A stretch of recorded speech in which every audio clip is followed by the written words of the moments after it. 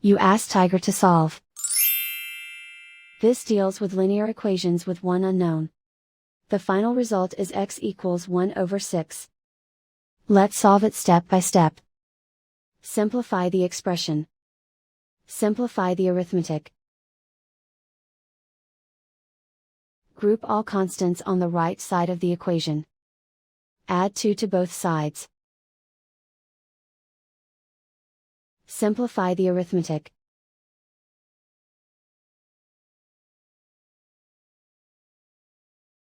Isolate the x. Divide both sides by 12. Simplify the fraction.